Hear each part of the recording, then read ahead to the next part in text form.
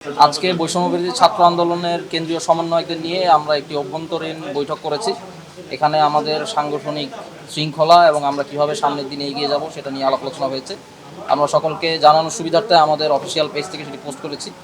অভ্যন্তরীণ বৈঠকে আমাদের নীতি নির্ধারণী বিষয় এবং সাংগঠনিক শৃঙ্খলা ইত্যাদি বিষয়ে আমরা আলাপ আলোচনা করেছি, কিছু সিদ্ধান্ত গ্রহণ করেছি।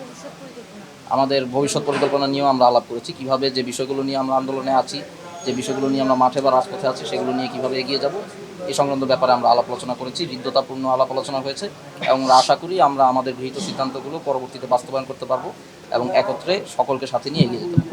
কি ছিল আলোচনায় আসলে আপনাদের, মানে মূল বিষয়টা কি সব বলতে হবে, মানে মূল বিষয় মূলত কি ছিল? যে নোটিশটা দেওয়া হয়েছে সেখানে আপনারা দেখেছেন যে আমাদের বর্তমানে চলমান যে ইস্যুগুলো আছে এবং এছাড়াও আমাদের অভ্যন্তরীণ সাংগঠনিক শৃঙ্খলা ইত্যাদি বিষয় নিয়ে মূলত আমরা আলাপ করেছি। কিভাবে আমরা পরবর্তীতে আমাদের যে কমিটিগুলো গুছিয়ে আনতে হবে সেগুলো কিভাবে নিয়ে আসবো সেগুলো নিয়ে আমরা আলাপ আলোচনা করেছি। এগুলো পরবর্তীতে যখন আমরা কাজ শুরু করব তখন আরও সামনে আসবে, প্রকাশ্যে আসবে। কোনো কর্মসূচি কি আসছে? না, আমাদের আজকের বৈঠক থেকে কোনো কর্মসূচি এই মুহূর্তে আসেনি। আমরা পরিকল্পনা করছি, চিন্তা করছি যে 100তম দিনে আমাদের গণ অভ্যুত্থানে, মহান গণ অভ্যুত্থানে 100তম দিনে আমরা শহীদ পরিবার এবং আহতদেরকে নিয়ে আমরা কিছু করতে চাই। সেই ব্যাপারে আমরা বিস্তারিত আলাপ আলোচনা করে সিদ্ধান্ত জানিয়ে দেব। রাষ্ট্র যারা চালাচ্ছে তাদের মধ্যে সমন্বয়হীনতা থাকলে এটা নিয়ে প্রশ্ন হতে পারে, বাট সরকারের বাইরের অংশের সাথে সমন্বয়হীনতার আমার মনে হয় না আলাপ হওয়া দরকার। এখানে আমরা এখানে আমাদের নিজেদের মধ্যকার কোনো সমন্বয়হীনতা হচ্ছে কিনা বৈষম্যবিরোধী ছাত্র আন্দোলনের সমন্বয়কদের মধ্যে সেটা নিয়ে আমরা আলাপ আলোচনা করেছি এবং যে সকল সমন্বয়হীনতার কথা এসেছে সেই সকল সমন্বয়হীনতা কীভাবে উতরানো যায় এবং এই ক্ষেত্রে কীভাবে একটা রূপরেখা ঠিক করা যায় বিভিন্ন প্রস্তাবনা নিয়েছি। এই প্রস্তাবনা নিয়ে আমরা সামনের দিনে কাজ করব এবং হচ্ছে এই প্রস্তাবনাটা আমরা ফাইনাল করে আমরা 10 দিনের মধ্যে একটা রূপরেখা আমরা তুলে ধরবো বলে আমরা আলোচনায় সিদ্ধান্ত নিয়েছি। বৈষম্যবিরোধী ছাত্র আন্দোলনের মধ্যে কোনো ধরনের ন্যূনতম বিভাজন নেই। আজকেই দেখেছেন সবাই এসেছে, সবাই কথা বলেছে এবং একটা হৃদ্যতাপূর্ণ আলোচনা হয়েছে। প্রায় 4 ঘন্টা আলাপ হয়েছে। সারা দেশের সমন্বয়কদের সকল কথাবার্তা তারা এখানে এসেছে, কোনো ধরনের অভিযোগ নিয়ে না, অনুযোগ নিয়ে না, সকলে এখানে এসেছে আগামী দিনটা কীভাবে চলবে, কীভাবে তারা হচ্ছে মূলত বৈষম্যবিরোধী ছাত্র আন্দোলনের নেতৃত্বে যে বিপ্লবটা হয়েছে, যে গণ অভ্যুত্থানটা হয়েছে, সেই গণ অভ্যুত্থানের যে প্রতিশ্রুতি, সেই প্রতিশ্রুতি বাস্তবায়নের জন্য সামনের দিকে কীভাবে কাজ করবে তার দায়বদ্ধতার জায়গা থেকে তারা কিছু রূপরেখা তুলে ধরেছে। সারা দেশ থেকে একদিনের নোটিশে আপনার এখানে প্রায় 80 জনের উপরে এখানে এসেছে। আপনি যেটা বলেছেন যে সেটা কম বলেছেন, আমাদের এখানে প্রায় 80 জনের উপর উপস্থিত ছিল। আমরা মনে হয় এটা লিস্টেড করেছি প্রায় 88 জনের মতো ছিল, 88 জন কি 87 জন। তো হচ্ছে এখানে অধিকাংশ এসেছে, বিভিন্ন জন যারা আসতে পারে নাই তারা আমাদেরকে জানিয়েছে কারো পরীক্ষা আছে, কারো দূরের জায়গা থেকে আসা সম্ভব হয় নাই, যেহেতু আমরা গত রাতে নোটিশ দিয়ে দিয়েছি। ভবিষ্যতে আমাদের এই সমন্বয়কদের মধ্যে যে মিটিংগুলো হবে সেটা আমরা 2-3 দিন আগে জানাবো। আর আমরা কখনোই সরকারের গুণগান গাই নাই এবং আমরা সবসময় ক্রিটিক্যাল ছিলাম। এটা আমাদের পাস্ট রেকর্ড যদি আপনারা চেক করেন তাহলে নিশ্চিত হতে পারবেন। এবং আমরা সবসময়ই রাজপথে ছিলাম, রাজপথে থাকবো। সেজন্যই কিন্তু আমরা আমাদের যে স্টাইল সেটা কিন্তু পরিবর্তন করিনি 5 আগস্টের পরবর্তী সময়, এবং সেভাবেই আমরা আছি।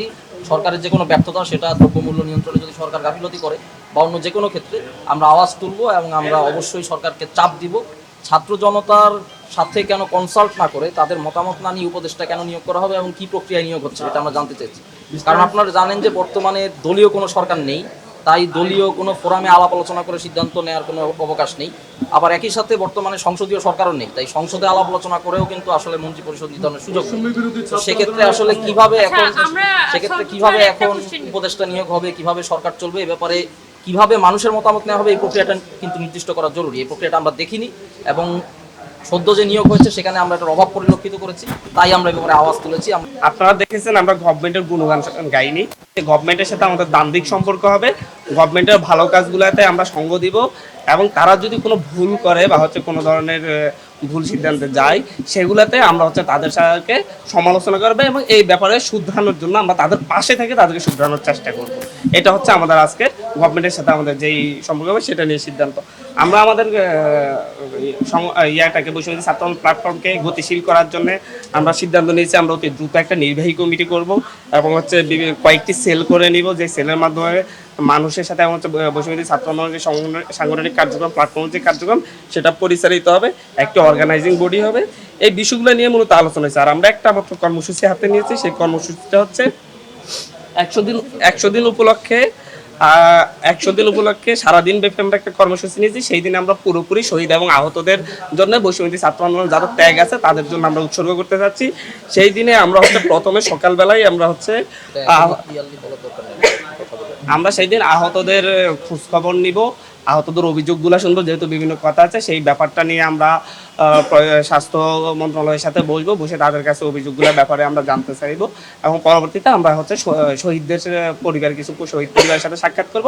এটা জেলা পর্যায়ে হবে, এটা আমরা হচ্ছে আমাদের একটা অফিসিয়াল প্রেস বিজ্ঞপ্তির মাধ্যমে আমরা আমাদের সকল সিদ্ধান্ত জানিয়ে দিব এবং আমাদের সিদ্ধান্ত হচ্ছে আমরা অতি দ্রুত কমিটি পূর্ণাঙ্গ করবো, সেটা 1 থেকে 1.5 মাসের মধ্যে।